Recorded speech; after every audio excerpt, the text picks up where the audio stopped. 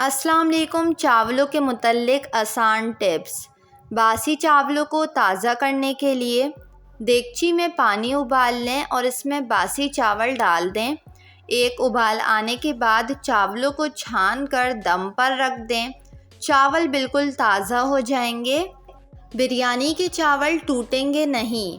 अगर आपके बिरयानी के चावल टूट जाते हैं तो तह लगाने के बाद ऊपर से लीमू या सिरका डाल दें और दम खुलने के बाद फ़ौरन चम्मच ना चलाएं। ऐसा करने से आपके बिरयानी के चावल नहीं टूटेंगे। चावलों को कीड़ों से महफूज रखने के लिए चावल को कीड़ा लगने से बचाना है तो चावलों में लौंग या तेज़पत्ता रख दें। इससे चावलों में कीड़ा नहीं लगेगा और आप अपने चावलों को कीड़ों से महफूज रख सकते हैं। बिरयानी के चावल नीचे नहीं लगेंगे।